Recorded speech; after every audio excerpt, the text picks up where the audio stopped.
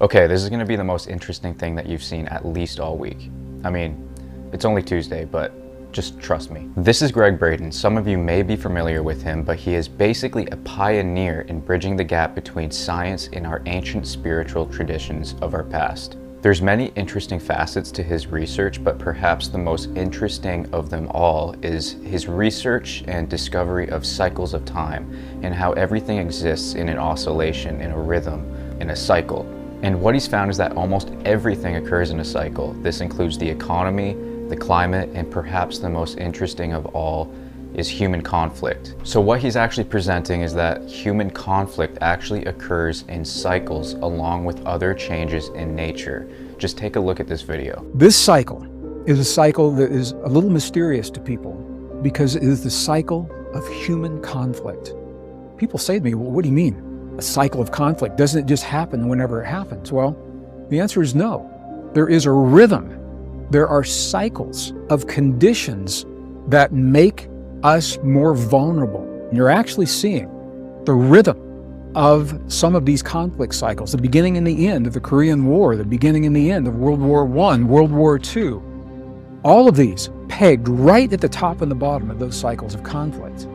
Well, what's interesting is, where are we in these cycles right now? In the year 2014, we began an uptick toward greater human conflict, and that uptick peaks in the year 2020. So I would expect between 2014 and 2020, we would see a lot of tension in the world. Doesn't mean we must have war. It means we're vulnerable and susceptible. This is where it goes back to Mother Earth. I want to share something quickly. Won't dwell on this, but I want you to see, so you can see how deeply connected we are to our planet. A lot of research has been done now relating human conflict and social change to the sun and solar cycles. As far back as the 1700s, 1750 to the year 1920, scientists had the data where they saw the ebb and the flow of solar cycles for the first time. They could actually plot those out. So what you're seeing on your screen is a very rare image.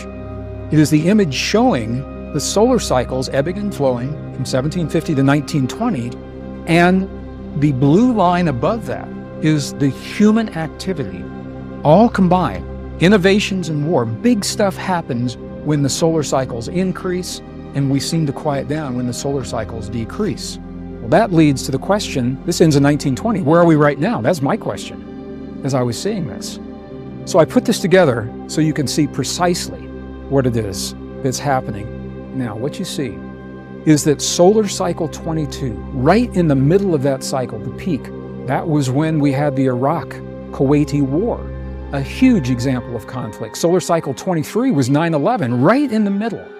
And solar cycle 24, the first week that the sun spots, that the magnetic storms on the sun began to increase, that was when we had what was called the Arab Spring in places like Egypt and Tunisia and Libya.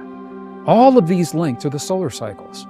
And when you look at the last couple of years, with all the conflict we've had in this world, with COVID, with the war that's going on right now in the Ukraine, it makes you think, it makes you wonder. We're right in those years where he said that we would have an uptick in human conflict. So let me know what you think in the comments. Let me know if you think it's bullshit, let me know if you think it's interesting, and go ahead and follow me for more interesting content like this.